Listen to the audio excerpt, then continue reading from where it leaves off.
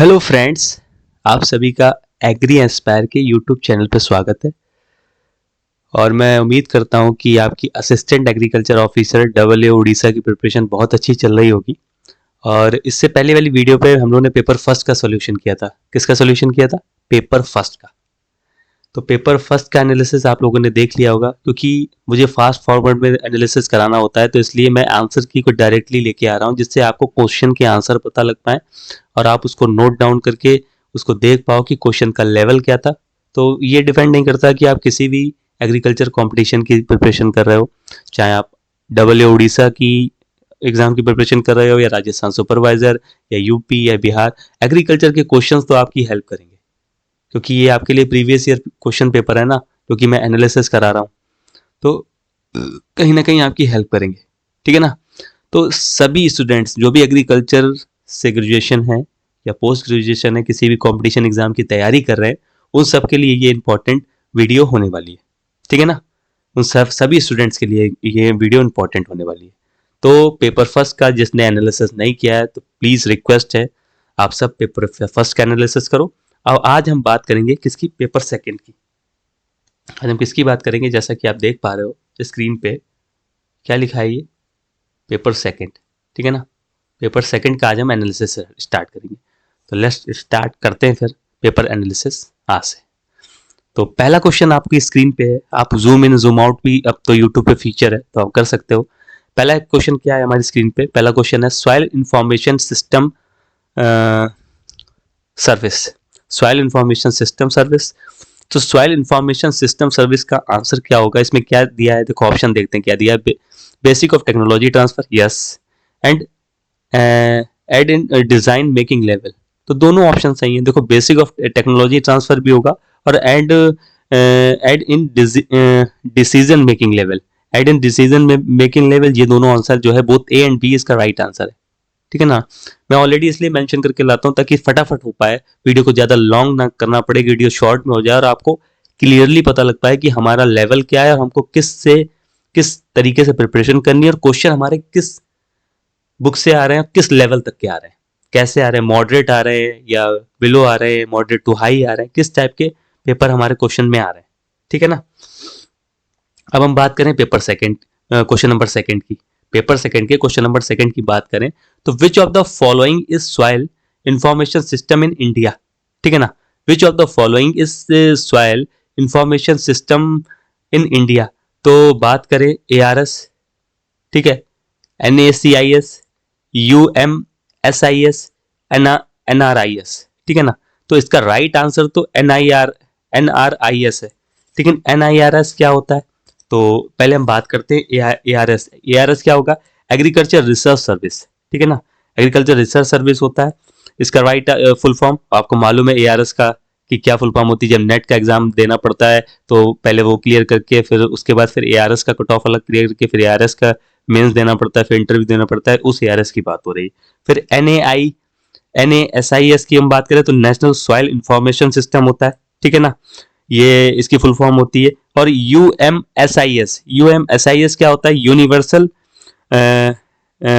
या यूनिवर्सल होगा या unified management soil information system, ठीक है ना। ये इसकी बात हो जाती है। और हमारा राइट आंसर क्या है? NRIS का मतलब नेचुरल रिसोर्सेज इंफॉर्मेशन सिस्टम। तो which of the following is soil information system. तो देखो ना, ये फुल फॉर्म में भी क्लियर हो गया कि नेचुरल रिसोर्सेज इंफॉर्मेशन सिस्टम, ठीक है ना। ये इंडियन सिस्टम है, developed in ISRO, department of space. किस लिए किया था? इसरो ने इसको डेवलप किया था। और ये integrate data related in soil science, land, water, vegetation and other natural resources के लिए है, ठीक है ना। It's act soil natural resource information system for India. इसीलिए उसने ऑप्शन में ये क्वेश्चन दिया है और आपको 4 ऑप्शन दिए कंफ्यूजन के लिए। लेकिन इसका राइट आंसर है इसलिए दिया क्योंकि इसरो ने इसको वो किया था, इन्वेंट किया था।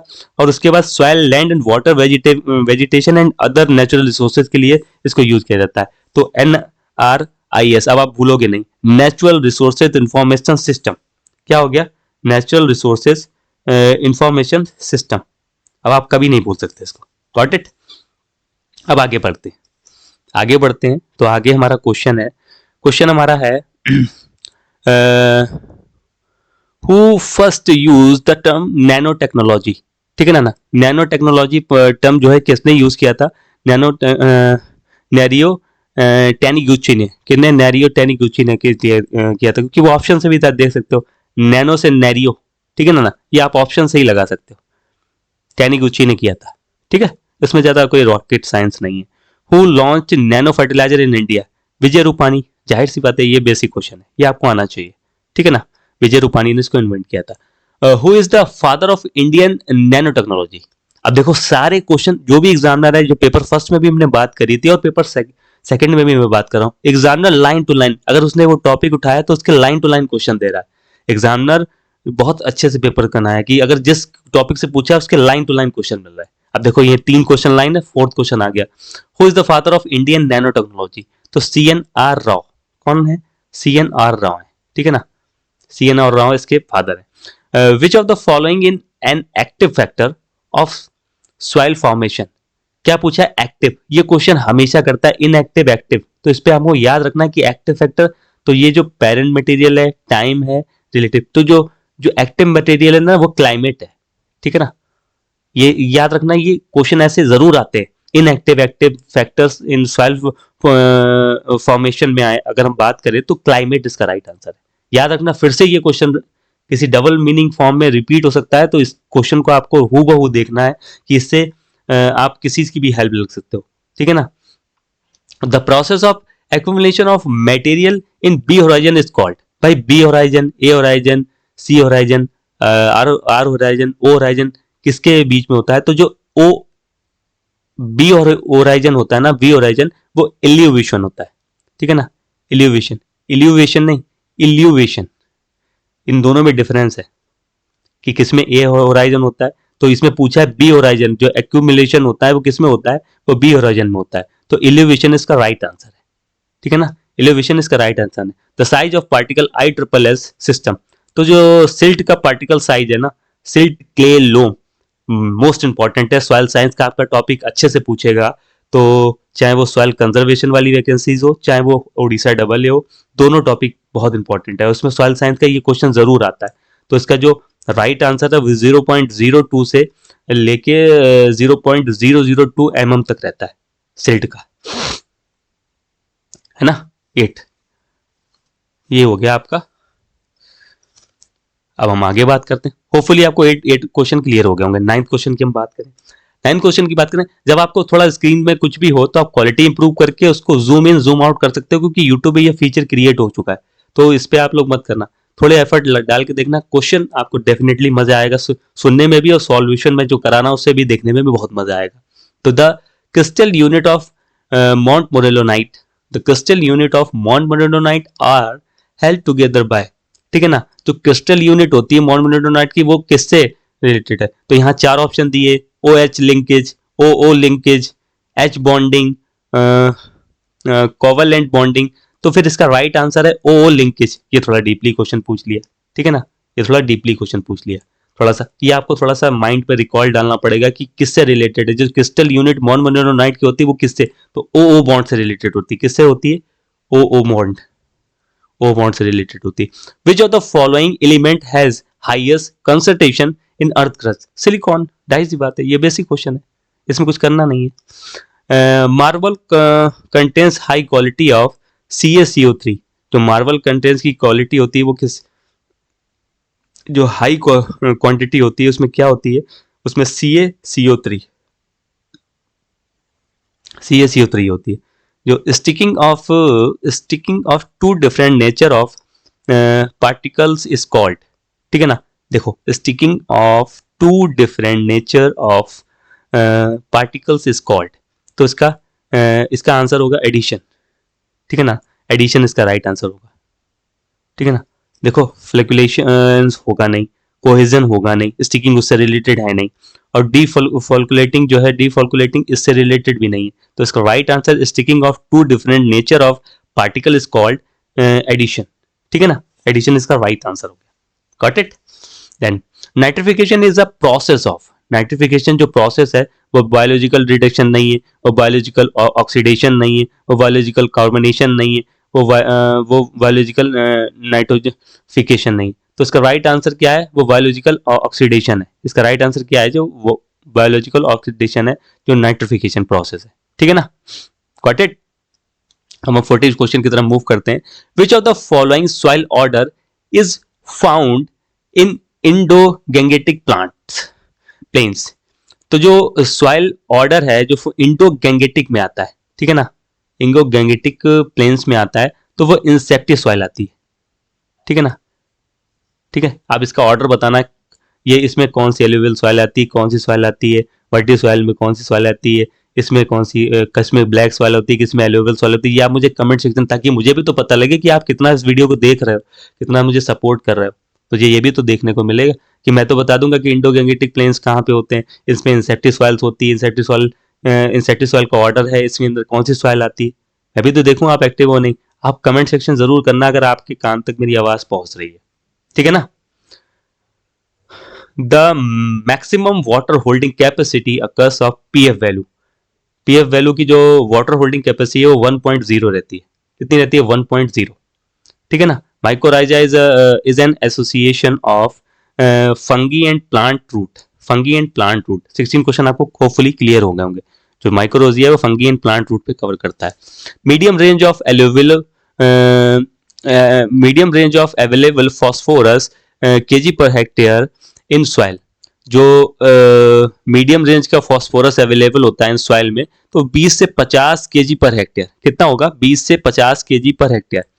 ये इसका राइट आंसर है। ये मोस्टली मैंने भी पढ़ा है। और ये अवेलेबल जो फॉस्फोरस होता है वो 20 से 50 के रेंज में होता है। Micronutrient which availability is more in alkaline condition. जो माइक्रोन्यूट्रिएंट है उसकी एबिलिटी जो है मोर एल्कलाइन कंडीशन में पाई जाती है, तो एमओ है। ठीक है ना, एमओ। इसका राइट आंसर क्या है? एमओ। एफई की नहीं होती, आयरन भी नहीं होता, जिंक भी नहीं हो सकता, मैग्नीज भी नहीं हो सकता। ठीक है ना, तो एमओ है।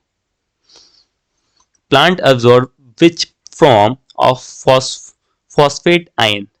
जो प्लांट ऑब्जर्व करता है फॉस्फेट आयन में, जो प्लांट्स को ऑब्जर्व करता है ना, फॉस्फेट आयन में कौन सा वो करता है आयन? तो Hp4 एंड H2PO4। तो Hp4 2- और H2PO4-। ये भी आप याद रखना कि ये बहुत बड़ा रोल है। वो ऑप्शन 4 ऐसे कंफ्यूजिंग भी दे देता है कि किसमें माइनस है, किस पे 2- लगा हुआ है। ठीक है ना, ये भी बहुत इंपॉर्टेंट चीज है। इसको थोड़ा सा आप देख लेना अच्छे से कि ये किसके प्लांट जो ऑब्जर्व करता है फॉस्फेट आयन में, वो किस आयन से करता है। देखो उसने आयन के ऑप्शन पूछ लिया आपसे। इस type of soil chemistry type को क्वेश्चन। ठीक है ना। For accurate pH measurement which of the following often used. ठीक है ना, for accurate pH measurement which of the following is often used. तो पीएच मीटर क्या होगा इसका राइट आंसर? पीएच मीटर इसका राइट आंसर होगा। Deficiency of nitrogen first appear on. ठीक है ना भाई, जाहिर सी बात है, जो डेफिशिएंसी जो अपेयर फर्स्ट में देखते हैं तो ओल्डर लीफ में देखा जाता है। ओल्डर एंड लोअर लीफ में, ओल्डर होती है और लोअर लीव्स होती हैं। ओल्डर एंड लोअर लीव्स में देखा जाता है। जो भी डेफिशिएंसी नाइट्रोजन की जब फील्ड पे देखते हैं तो लोअर लीव्स में, ओल्डर लीव्स में प्रॉब्लम्स क्रिएट होती है, झुंझुराने लगती हैं, वैसे टाइप की जो हो जाती है ना, तो वो डेफिशिएंसी सिम्टम्स उसके दिखाई पड़ जाते हैं नाइट्रोजन के। Magnesium is predominantly found in। Magnesium is predominantly is found in। तो क्लोरोफिल सेकेंड, क्लोरोफिल सेकेंड, ये ऑप्शन के अकॉर्डिंग आप टिक कर सकते हो। The law of minimum was J B Liebig ने दिया था। किसने दिया था? The law of minimum. सारे क्वेश्चंस देख लेना जो लॉ से रिलेटेड है। ठीक है ना, लॉ ऑफ मिनिमम और भी जो भी रिलेटेड क्वेश्चन है वो किससे, तो ये भी आप देखना। तो जेबी लाइबेक ने दिया था, इसका राइट आंसर है ये। इससे रिलेटेड क्वेश्चन फिर से पूछेगा। विच फर्टिलाइजर इज फिजियोलॉजिकली नेचुरल। ठीक है ना, तो कैन कहते हैं। अब कैंसर क्या होता है? देखो यूरिया नहीं होगा, अमोनियम सल्फेट नहीं होगा, अमोनियम नाइट्रेट नहीं होगा। ठीक है ना, देखो ये तो एक नाइट्रोजन फर्टिलाइजर है, जाहिर सी बात है अमोनियम सल्फेट हो नहीं सकता, अमोनियम नाइट्रेट होने से तो कैन होगा। कैन का मतलब क्या है? Calcium ammonium nitrate. ठीक है ना, एक नेचुरल फर्टिलाइजर है। कैल्शियम अमोनियम नाइट्रेट एक फिजियोलॉजिकल नेचुरल फर्टिलाइजर है। ये देखो एक बेसिक क्वेश्चन है। Got it. आगे बढ़े हम। समझ में आ रहा है कि नहीं आ रहा है आप लोगों को? ठीक है, आगे बढ़ते हैं। Who discovered the control of khaira disease of rice? Y Nene, ठीक है ना। ये तो कॉपी पेस्ट क्वेश्चन है, इसमें मुझे थोड़ा सा हंसी आ गई कि खैरा डिजीज का जो क्वेश्चन है उसके साइंटिस्ट पूछ लिए गए कि इसको किसने डिस्कवर्ड किया था, इसको किसने इन्वेंट किया था, तो डॉक्टर वाई एल नेने ने किया था, ठीक है ना। किसने किया था? डॉक्टर वाई एल नेने ने किया था। PH of calcareous soil, calcareous soil का पीएच कितना होता है? कैलकेरियस सॉइल का पीएच जो है वो लेस देन 8.5। क्या होता है? लेस देन 8.5, ठीक है ना। अब मुझे आप एसिडिक सॉइल का पीएच बताओगे कमेंट सेक्शन में। मुझे आप बोलोगे कि सर आप मुझे, अगर आप मेरी वीडियो देख पा रहे हो, मजा तभी आता है जब आप मेरे क्वेश्चंस का भी आंसर दोगे। भाई मैं तो आपके क्वेश्चन का आंसर देने बैठे ही हूँ, मैं तो आपसे पूछ ही रहा हूँ ना कि आप मुझे कमेंट सेक्शन में दूं, मैं चाहे कैसे भी आपको रिप्लाई दूं, मैं आपको रिप्लाई दूंगा। तो जब मैं आपसे क्वेश्चन पूछूंगा तो आपका भी तो रिप्लाई देने का फर्ज है ना, ठीक है। तो आप भी मुझे देना रिप्लाई जब मैं आपसे क्वेश्चन पूछूं। एसिडिक सॉइल का पीएच कितना होता है आप मुझे कमेंट सेक्शन में बोलेंगे। और एसिडिक सॉइल के रिकमेंडेशन के लिए किसका यूज करते हैं वो भी आप मुझे बताओगे। The major cation causing flocculating of soil in calcium, देख लेना, प्लस प्लस लगा होता है calcium. Which of the following group of microorganism shows highest influence on soil aggregation? ठीक है ना। तो सॉइल एग्रीगेशन हाईएस्ट इन्फ्लुएंस, देखो ये क्वेश्चन में भी पूछ रहा है कि कौन सा माइक्रो ऑर्गेनिज्म शोज करता है जो highest influence on soil aggregation करता है। सॉइल एग्रीगेशन सबसे ज्यादा कौन करता है? फंगी, ठीक है ना। इसमें भी लोगों को डाउट लगेगा बट इसका राइट आंसर फंगी है, ठीक है ना। अब आगे बढ़ते हैं, आगे हम लोग मूव करते हैं 29 क्वेश्चन पे। 29 क्वेश्चन क्या बोल रहा है? 29 क्वेश्चन देखते हैं क्या बोल रहा है। naturalizing value of which of the following liming material is highest? जो नेचुरलाइजिंग वैल्यू है उसमें जो है किसमें लाइमिंग मटेरियल किसमें हाईएस्ट होता है? CaO में होता है। CaO में किसमें होता है? CaO में सबसे ज्यादा होता है। Acid sulphate soil are found due to, acid sulphate जो सॉइल होती है फाउंड ड्यू टू, वो ऑक्सीडेशन ऑफ सल्फाइड से होती है। किससे होती है? ऑक्सीडेशन ऑफ सल्फाइड से होती है। ये याद रखना, केमिकल टाइप से क्वेश्चन फिर से पूछेगा। अभी आपका जो एग्जाम है फैब में, वो फैब में फिर से यही रिपीटेड क्वेश्चन पूछेगा। तो प्लीज मेरी हम्बल रिक्वेस्ट है, इसको आप बेसिक क्वेश्चन को इग्नोर मत करना, क्योंकि ये जब आपके पास क्वेश्चन आते हैं ना तो फिर आप कंफ्यूज हो जाते हो ऑप्शन में, तो ये आप फिर आपका सिलेक्शन फिर रुकेगा, ठीक है ना। तो ये भी आपको ध्यान रखना है कि नेचुरलाइजन जो है इसमें हाईएस्ट पूछा है कि लाइमिंग मटेरियल इन हाईएस्ट, तो CaO में होता है। CaMgCO3 का होल टॉयस में नहीं होगा, CaSiO2 में नहीं होगा, CaCO3 में नहीं होगा, ठीक है। Got it. अब हम आगे बढ़ते हैं। Exchangeable sodium percentage ESP of alkaline soil, जो एक्सचेंजेबल सोडियम परसेंटेज, अब सोचो इससे PS से भी कैलकुलेट सॉइल से पूछ लिया, अब इसका ESP भी पूछ रहा है, तो ESP कितना होता है? मोर देन 50, ठीक है ना, मोर देन 50 होगा।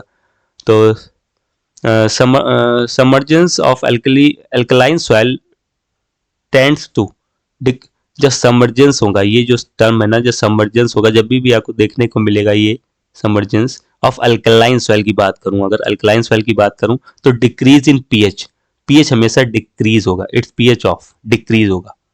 जब भी सब की बात करेंगे तो ठीक है ना, डिक्रीज होगा, ये मेरी बात याद रखना।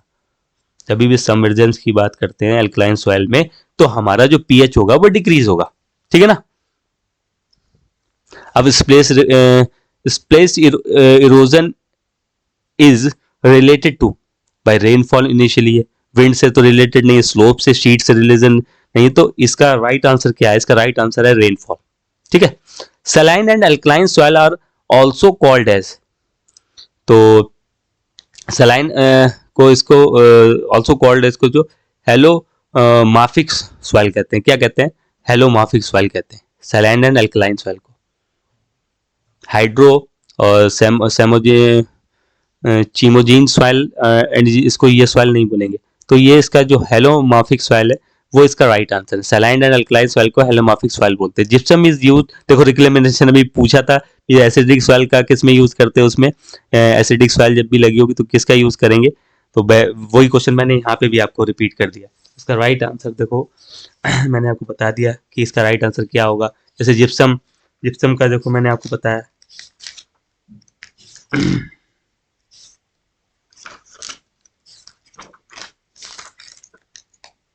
जिप्सम का भी बता दिया। और एसिडिक सॉइल में हम लाइम, रॉक फॉस्फेट यूज करते हैं। सलाइन में, सलाइन सॉइल अगर हम बात करें तो हम FYM फ्लोडिंग यूज करते हैं। एल्कलाइन या एल्कली एल्कलाइन सॉइल हो जाए या या फिर या फिर सोडिक सॉइल हो जाए तो ठीक है ना, तो उसमें हम किसका यूज करते हैं, हम उसमें जिप्सम का यूज करते हैं। ठीक है ना, तो जिप्सम इज रिलेटेड टू, यहाँ पे ऑप्शन आयरन पायराइड भी हो सकता है। अगर यहाँ पे जिप्सम नहीं दिया तो आयरन पायराइड दिया, तब भी इसका राइट आंसर सोडिक सॉइल होगा। इसका राइट आंसर क्या होगा, इसका राइट आंसर होगा सोडिक सॉइल। ठीक है ना, समझ गया ना, मैंने बोल दिया ना सारा सब कुछ। ठीक है, समझ गया, तो सोडिक सॉइल इसका राइट आंसर है। Identify the abiotic factor which result in storage loss of seed, तो मॉइस्चर। इसका राइट आंसर क्या है, मॉइस्चर। 36 का राइट आंसर क्या है, स्टोरेज लॉस ऑफ सीड, तो moisture. In which year seed act was started, ठीक है ना, सीड एक्ट वॉज इनेक्टेड, तो 1966, ठीक है ना। कब हुआ था, 1966 में हुआ था। कब हुआ था, 1966 में हुआ था।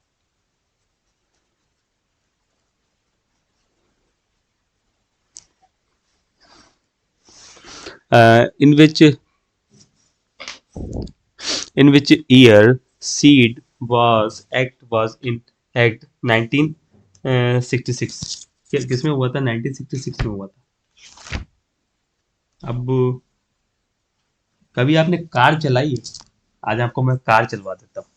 आपने बहुत दिनों से कार नहीं चलाई है, तो लोग कार चला लो आज। आप कार कैसे चलाते हैं, देखो कार, ठीक है ना, CAR, कार चल गई। अब कार से क्या है,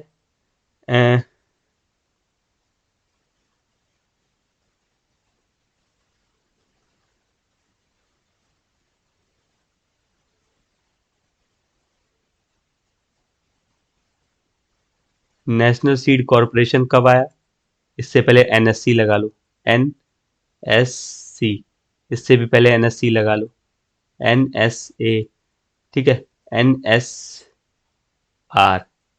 तो NSC कब आया, NSC आया 1963, कब आया, 1963 में आया, ठीक है।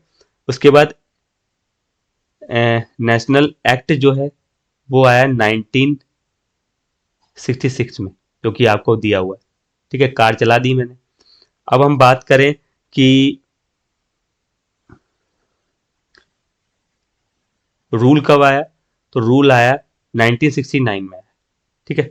और लागू कब हुआ, ठीक है ना, वही लागू 1963 में हुआ। तो कार चला लिया आपने भाई, CAR लिख लिया, कार चल गई।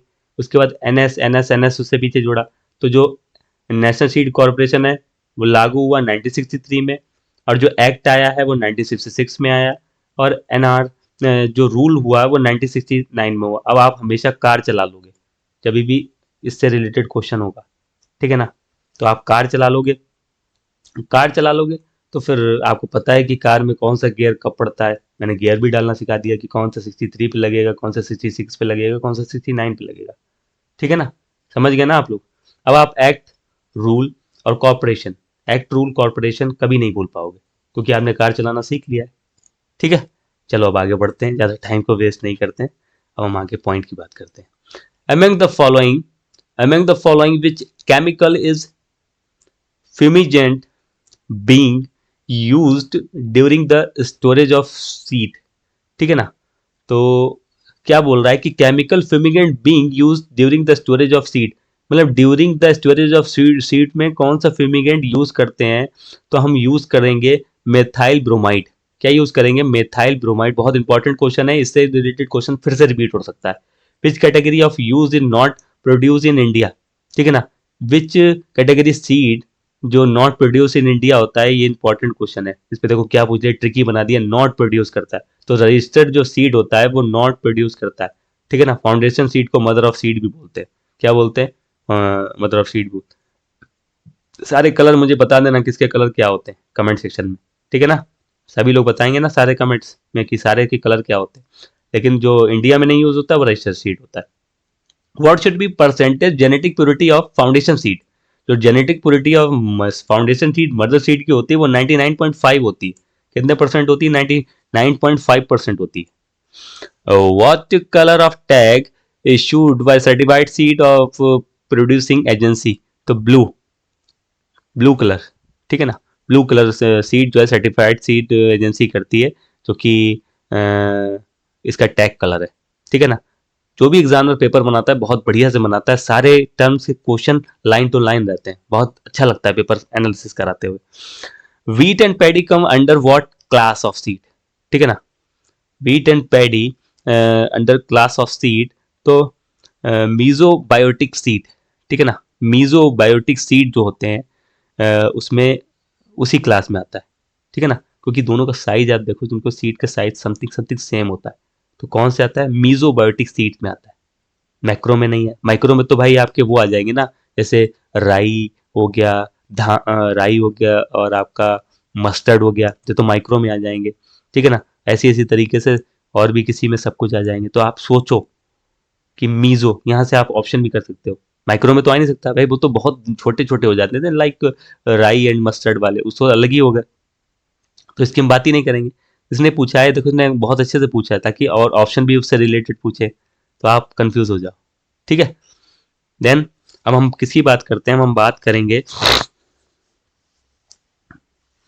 अब हम बात करते हैं the universally accepted DNA replication model, ठीक है ना। तो डीएनए रेप्लिकेशन मॉडल है वो सेमी कंजर्वेटिव है। कौन सा है? सेमी कंजर्वेटिव मॉडल है।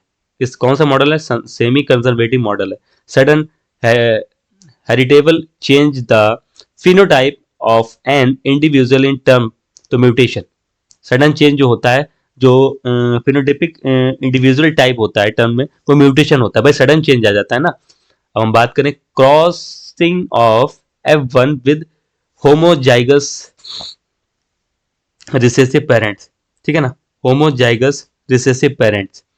तो F1 with homozygous recessive parents की हम बात करें तो टेस्ट क्रॉस हो गया, ठीक है ना। ये हो गया, जो तो आंसर हो गया। अब आपको सारी बातें भी तो बता दूं कि टेस्ट क्रॉस के अलावा क्या होता है। देखो प्योर प्योर लाइन क्रॉस क्या होगा? प्योर लाइन क्या होता है? A group of genetically identically identically individual homozygous drive from a single self fertilize homozygous parent.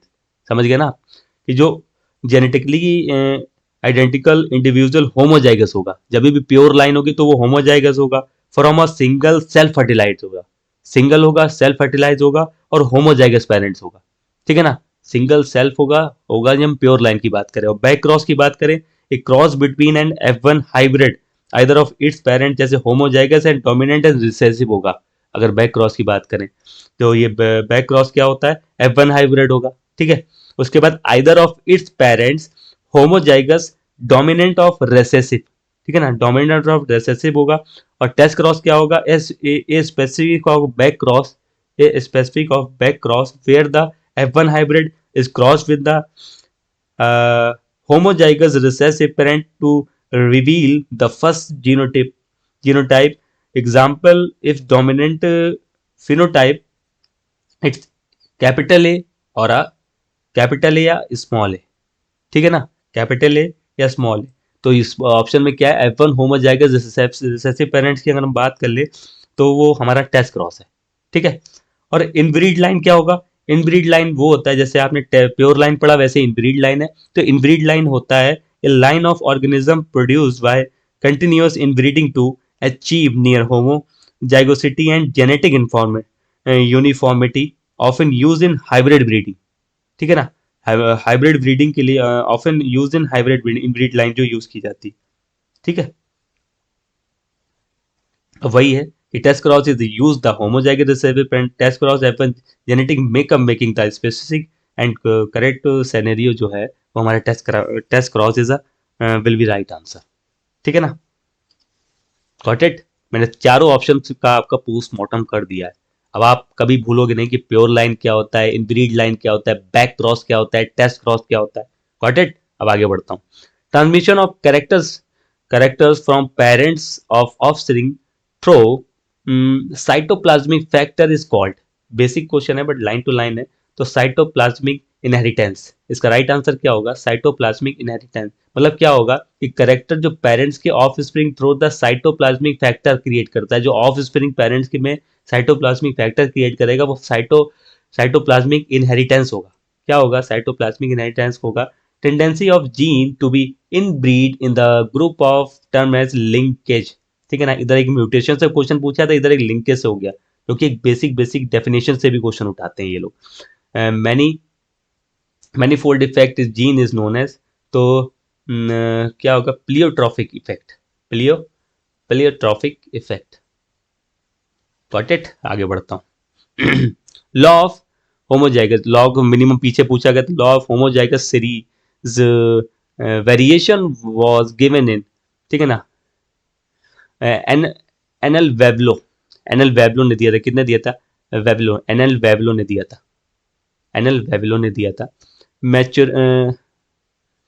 Maturation of anthers before stigma is refers to as protandry. ठीक है ना, protandry. Protandry and प्रोटोगायनी के आप मुझे example मुझे कमेंट सेक्शन में बताएंगे कि क्या क्या एग्जांपल होते हैं. एंड गैनेडिसियस और एंट्रोमोनोसियस, ये मुझे सारा सब बताएंगे इसके एग्जांपल क्या क्या है. ठीक है ना. Male sterility pattern cross, male sterility promoter जो है वो क्रॉस फर्टिलाइजर होता है. ठीक है ना, क्रॉस फर्टिलाइजर होता है. Progeny of single homozygous self pollinated crop. ठीक है ना. देखो मैंने अभी प्योर लाइन पीछे पढ़ाया था ना कि प्रोजेनी ऑफ सिंगल होमोजाइगस अगर सेल्फ पेरेंट से होगा. क्या मैंने बोला था? मैंने पीछे क्वेश्चन के आंसर में बोला था, क्या बोला था? A group of genetically identical individual homozygous drive from a single self fertilizer homozygous parents. वही आंसर आ गया कि single homozygous self pollinated crop. तो pure line will be a right answer. ठीक है ना, प्योर लाइन राइट आंसर हो गया. Desirable oligenic trait can be transferred into a commercial exciting variety liking it by. तो बैक क्रॉस मेथड होता है. कौन सा मेथड होता है? Back cross. क्योंकि ऑलिगोजेनिक ट्रेट जो है, जो ट्रांसफर्ड होता है कॉमर्शियली एक्सिटिंग वेराइटी में, जो बैक क्रॉस के जरिए होता है. How many net gain ATP and glycolysis of one molecule of glucose. ये जो क्वेश्चंस है ना, सच बता रहा हूँ, सारा अरुण कत्तन वॉल्यूम फर्स्ट सेकंड में दिया हुआ. सच बता रहा हूँ, आप देखना उसको एक बार खोल के देखना. ये पूरा लाइन टू लाइन क्वेश्चन है. क्रेंज एनाटॉमी किसमें होती है? शुगर कैन में होती है. बच्चों वाला क्वेश्चन है, इसको ज्यादा टाइम नहीं देंगे. फिर photosynthesis occurs in thylakoid.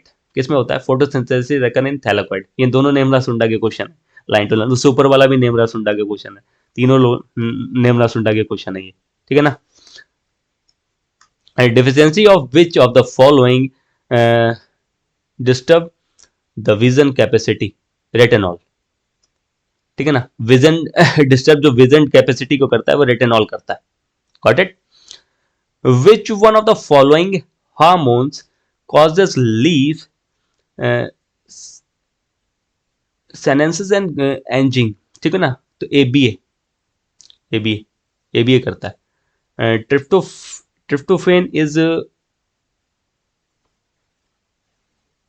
precursor to synthesis of tryptophan is precursor to synthesis for IAA. ठीक है ना. क्या होगा? IAA. Hydrolysis of fat catalyzed by lips. ठीक है ना. Lips fat lips. Nationalisation bank was initiated in 1969. वो हुई थी इनिशिएटेड, बैंक नेशनलाइज हुई थी 1969 में थी. Sources, transmitter, single, receiver, destination, in which method of communication. तो ये किससे है? सैनम एंड वेवर मॉडल है. Shannon and Weaver model. Shannon and Weaver model अच्छे से पढ़ लेना, इससे फिर क्वेश्चन आएगा. ठीक है ना। Father of extension education of India K N Singh है, ठीक है ना। National bank of agriculture, rural development, in apex development finance institution, तो fully owned by central government of India, fully owned by central government of India.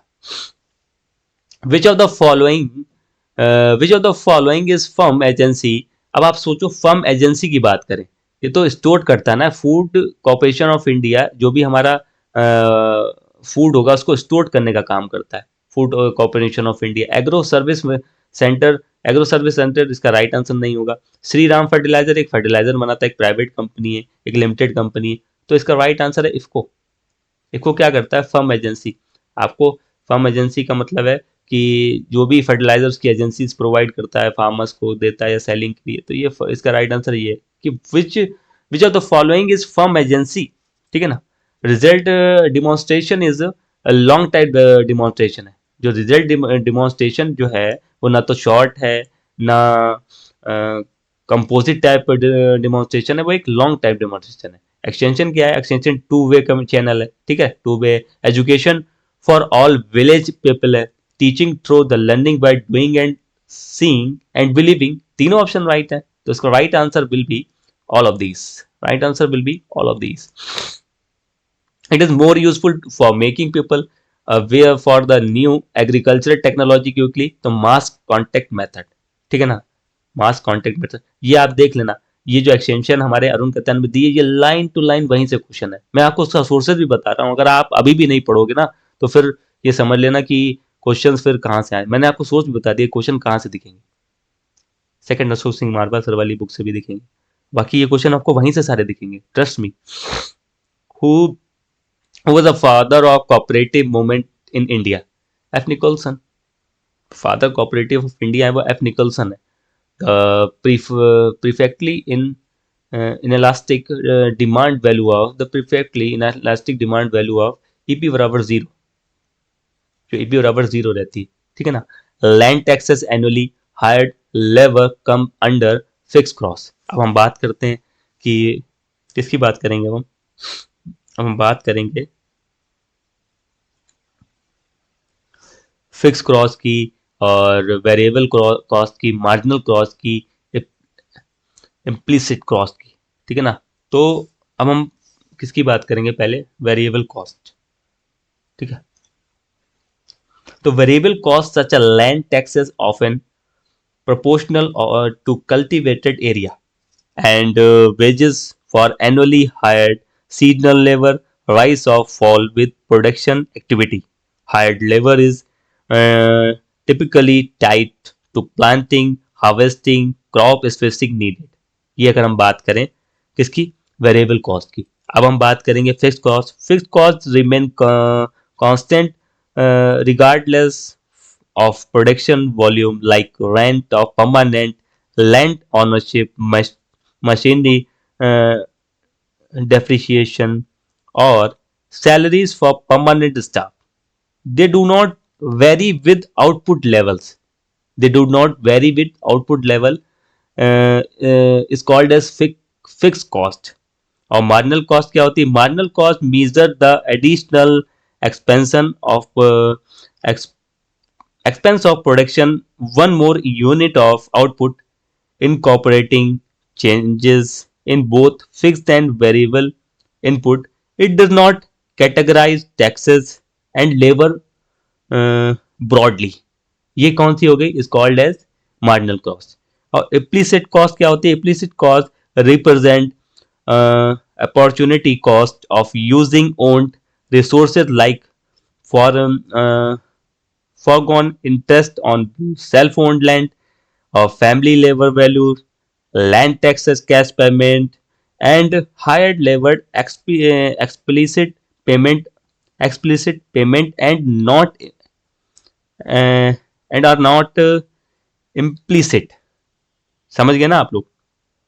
मैंने variable cost के बारे में बता दिया, मैंने फिक्स कॉस्ट के बारे में बता दिया, मैंने मार्जिनल कॉस्ट के बारे में बता दिया, मैंने इम्प्लिसिट कॉस्ट के बारे में बता दिया। तो इनमें सब में अगर आप देखा जाए कि land tax annually hired labour comes under, तो अगर एनुअली एनुअली अगर हम बात करें कि permanent and land ownership machinery and they do not the wind output level, और अगर हम पूरी तरीके से बात करें तो इसका राइट आंसर क्या होगा? इसका राइट आंसर होगा fix cross. Right answer will B क्या होगा? Fix cross. ठीक है, अब हम कुछ बात कर लेते हैं। जैसे ये क्या आ गया? एग्रीकल्चर,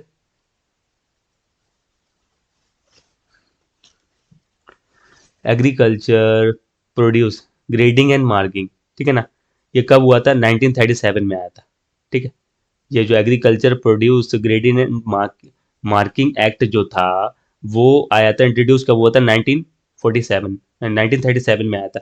क्या हुआ था? फिर इसके बाद अमेंडमेंट जो है इसका 1986 में आया था। और जो है वही लेवलिंग करता है ना पूरी तरीके से। ये जो आपका एगमार्क है ये आपका लेवलिंग करता है, मार्किंग करता है प्रोडक्ट पे। तो 1937 में आया था और उसको अमेंडेंट किया गया था 1986 में। इसकी लेबोरेटरी जो है नागपुर महाराष्ट्र में, इसकी लेबोरेटरी कहाँ है? नागपुर महाराष्ट्र में। उसके बाद फिर एक और बता दूं आपको, एक डीएमआई आया था। क्या आया था? डीएमआई। क्या आया था? डीएमआई। डीएमआई क्या है? Directorate of marketing and inspection, जो 1935 में आया था। इसका जो हेडक्वार्टर है वो फरीदाबाद हरियाणा में। तो जो एगमार की लेबोरेटरी है वो नागपुर महाराष्ट्र में है, और डीएमआई की जो कब हुआ था इंस्पेक्शन, ये कब आया था? 1935 में आया था। इसकी जो हेडक्वार्टर है वो फरीदाबाद हरियाणा में। कहाँ है? फरीदाबाद हरियाणा में। मैंने आपको दोनों आपको बता दिए। For the price electricity, for the price electricity line with parallel to access. ठीक है ना, तो परफेक्टली इलास्टिक। इसका राइट आंसर क्या होगा? Perfectly electric. When RBI was establish 1 अप्रैल 1935। कब एस्टेब्लिश हुआ? 1 अप्रैल 1935 में हुआ। कब हुआ है? 1 अप्रैल 1935। Who is considered as father of Indian aesthetics. ठीक है ना, तो फादर ऑफ इंडियन एस्थेटिक्स हैं पीसी महा महालोनाविस। ठीक है ना, पीसी महालोनाविस जो है वो फादर ऑफ इंडियन एस्थेटिक्स है। कौन है? P C महालोनाविस।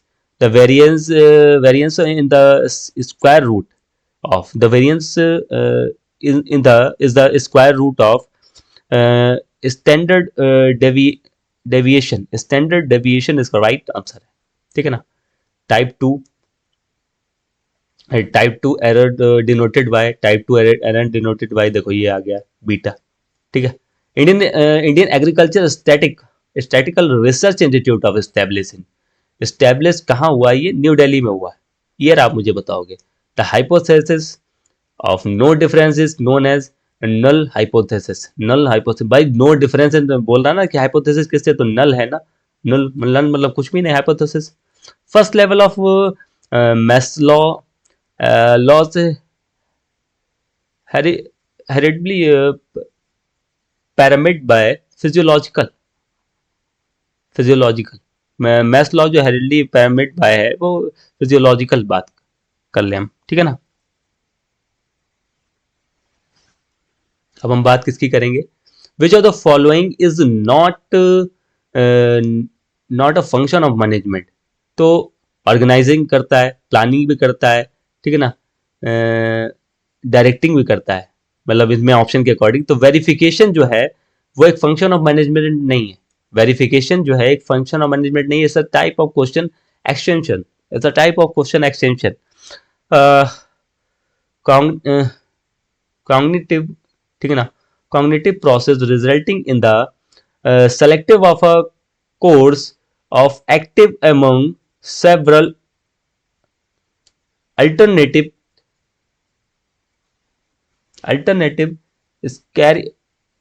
scenarios is called as decision making.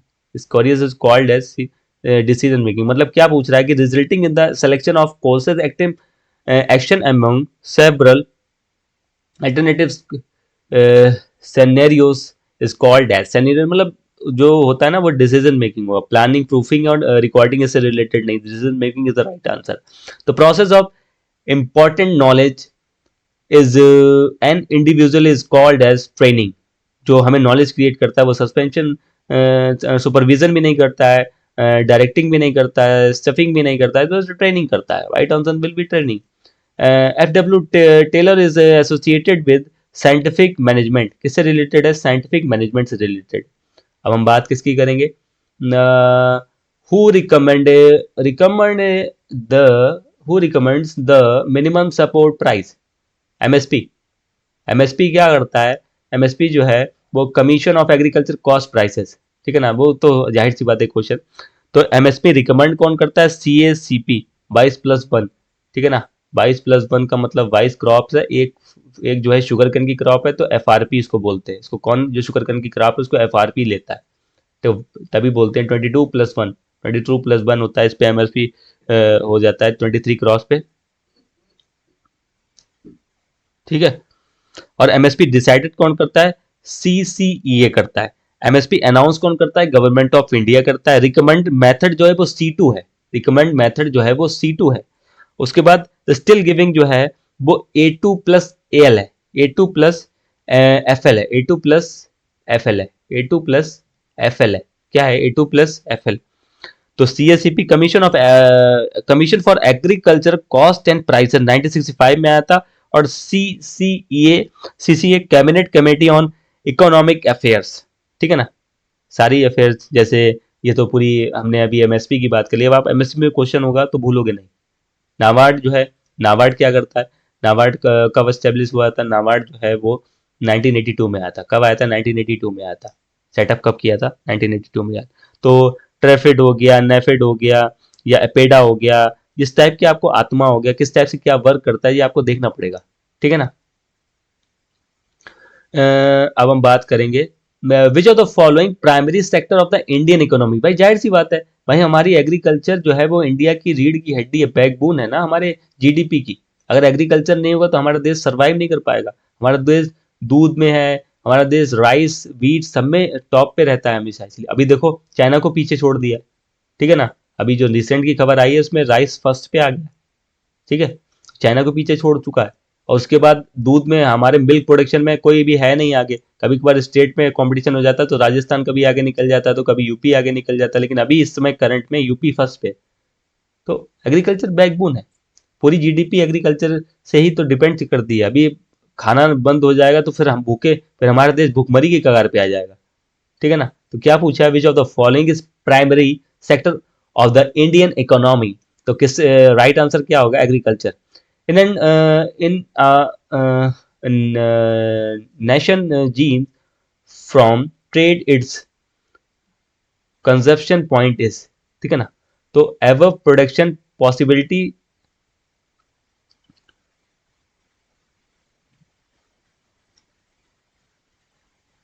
Frontier.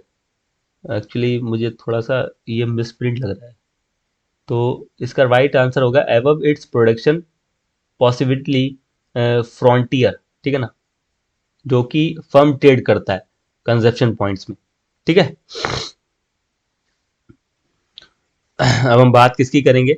If the cost of transporting good between two countries exceeds the pre trade price difference for the good different for the good between the two countries, then trade is that good is.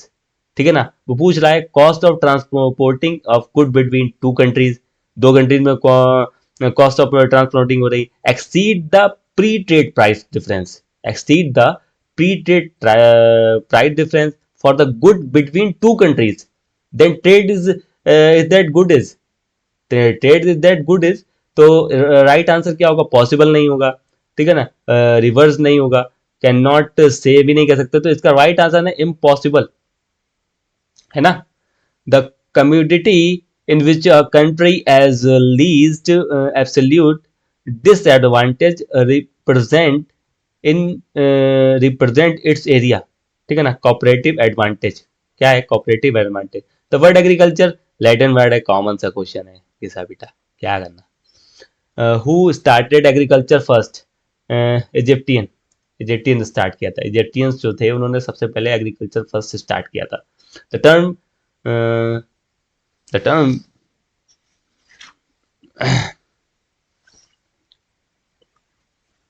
The term clathetic applied to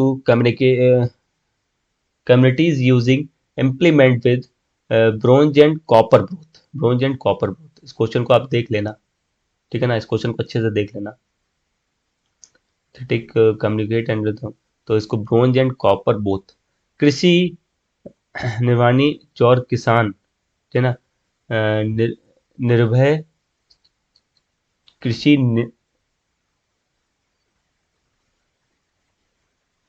निर्भय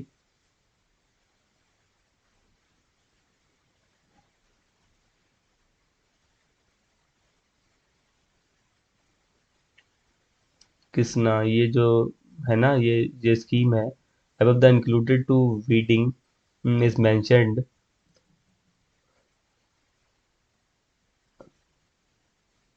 इस question को आप देख लेना। ये मुझे थोड़ा सा अनवांटेड क्वेश्चन लगा, मुझे नहीं समझ में आया इसके बारे में। 94 क्वेश्चन, हो सकता है ये उड़ीसा से रिलेटेड हो, तो इसको आप देखना ये किससे रिलेटेड था, ठीक है ना, इसको आप देख लेना 94 क्वेश्चन को।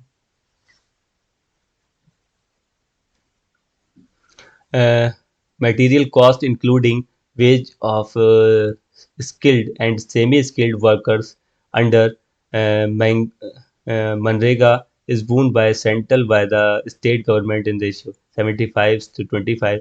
इसका इस मनरेगा जो योजना थी इसका नाम क्या कर दिया है, ठीक है ना, इसका बारे में बताना है, उस योजना का नाम क्या है, उसमें कितने दिन में रोजगार मिलेगा, मुझे कमेंट सेक्शन में इसका आंसर चाहिए। जो न्यू वाली बापू जी, श्री राम बापू जी वाली जो योजना चलाई वो किस नाम से चलाई है, और उसका क्या है, उसमें कितने दिन में वर्क मिलेगा, उसका क्या परसेंटेज, मुझे सारी नॉलेज कमेंट सेक्शन में चाहिए। व्हाट बेसिक नीड दस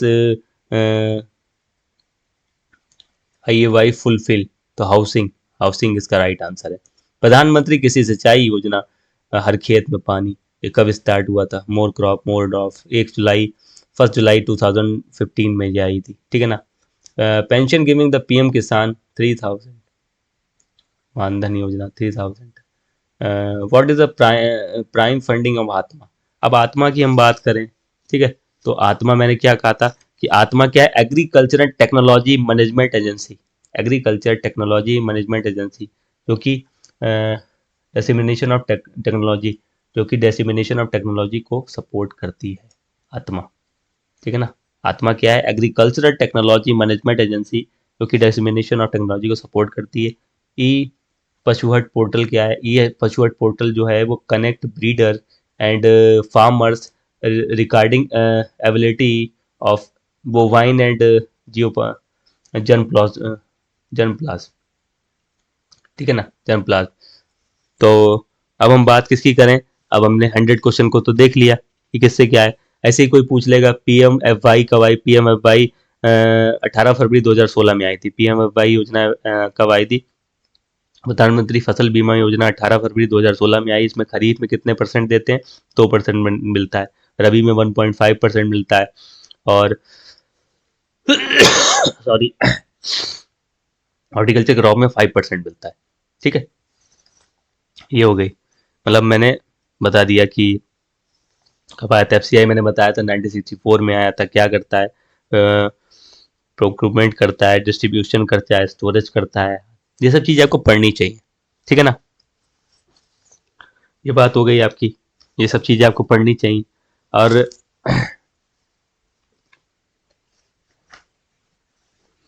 अब हम बात किसकी करें, हम बात करेंगे,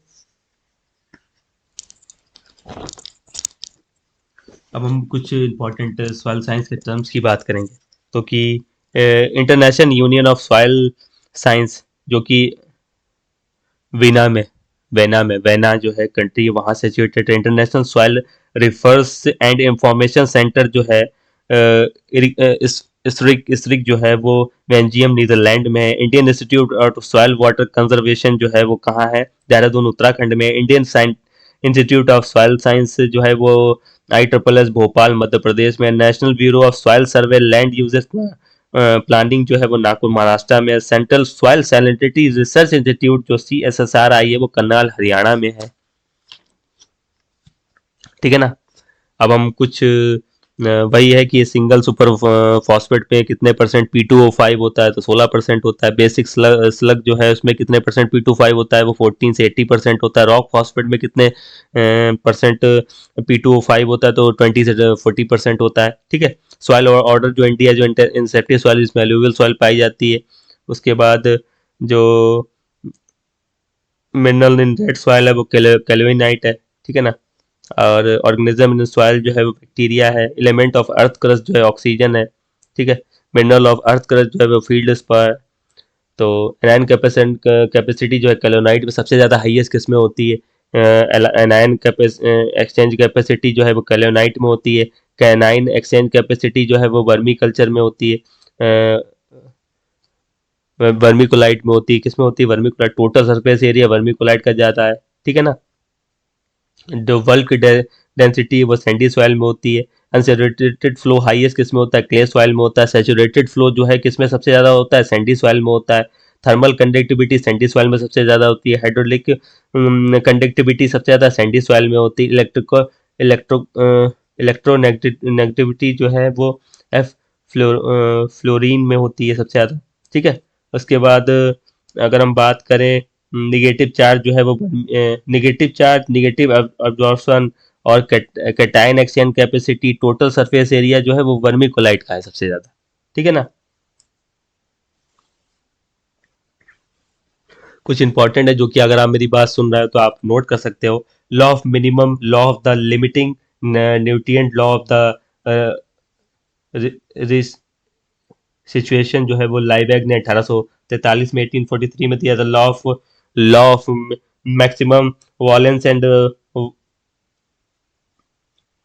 वॉलेंस वॉलेंस एंड वॉलेंस ने 1993 में दिया था। लॉ ऑफ टॉलरेंस जो है वो सेफर्ड ने दिया था। लॉ ऑफ लिमिटिंग फैक्टर जो है वो ब्लैकमैन ने दिया था। लॉ ऑफ द ऑप्टिमम जो है वो रामुथरे वेलेथम ने दिया था। रामुथरे वेलेथम ने दिया था। लॉ ऑफ डैमिशिंग रिटर्न जो है वो मिस्ट्रिस ने 1969 में दिया था। ये आपके हमने जो लॉ इंपॉर्टेंट थे वो हमने बता दिए कि किसमें कौन सा लॉ कब दिया गया था, वो मैंने सब कुछ क्लियरली डिटेल में आपको सारा बता दिया। ठीक है ना। होपफुली आपको सारी एनालिसिस जो है वो पसंद आया होगा कि 100% मैंने पेपर फर्स्ट के भी करा दिए, पेपर सेकंड के भी। और जो जियो इन्फॉर्मेशन और नैनो टेक्नोलॉजी किसी को नोट्स चाहिए तो मैं डिस्क्रिप्शन में अपना यूट्यूब उसका टेलीग्राम का लिंक दे दूंगा, तो आप वहाँ से ज्वाइन करके आप मुझसे मांग सकते हो कि सर मुझे नैनो टेक्नोलॉजी और जियो इन्फॉर्मेशन के आप नोट्स दे दो, तो मेरे पास नोट्स हैं। ठीक है ना। आपको ज़रूरत पड़े आप मुझे मांग सकते हो। बाकी मैंने मोस्ट ऑफ द क्वेश्चन अपने मुंह से भी बता दिए। अब आप उसको सुनो। कुछ क्वेश्चन में डाउट हो तो आप कमेंट सेक्शन में करो, और जो जो क्वेश्चन मैंने पूछे हैं उसको भी आप बताओ। और आपको क्या क्या चाहिए जो कि आपके डबल या उड़ीसा के लिए इंपॉर्टेंट हो, लाइक करंट अफेयर, किसी भी उड़ीसा से रिलेटेड हो, आप मुझे बता सकते हो कि सर मुझे इस चीज़ की नीड है। और प्लीज़ फ्रेंड्स, बहुत ज़्यादा शेयर, सपोर्ट और सब्सक्राइब करो, क्योंकि अगर आप वो करोगे तो हम आप अच्छे से कंटेंट दे पाएंगे। और एक अच्छा कंटेंट तभी दे सकते हैं जब तक स्टूडेंट का साथ नहीं होगा। आप मेरा साथ दोगे, हम उससे ज़्यादा आपका साथ देंगे। और आप मेरी टेस्ट सीरीज जो चल रही है 149 की, ठीक है ना, उसको भी बाय कर सकते हो, क्योंकि चल रही है। 500 स्टूडेंट्स उसमें हो चुके हैं ऑलरेडी। और अब आप जल्दी से जल्दी ज्वाइन करके अपनी प्रिपरेशन में बूस्टअप ला सकते हो, तो आप उसको भी ज्वाइन कर लो। और आपको कोई नोट्स अगर इससे जियो इन्फॉर्मेशन और फिर बोल रहा नैनो टेक्नोलॉजी से रिलेटेड चाहिए तो मेरा टेलीग्राम चैनल ज्वाइन कर सकते हो। और प्लीज़ अपने फ्रेंड्स को शेयर करो, सब्सक्राइब करना मत भूलना। पढ़ते रहिए। सबके लिए बेस्ट विशेज़ हैं। जय हिंद, जय भारत।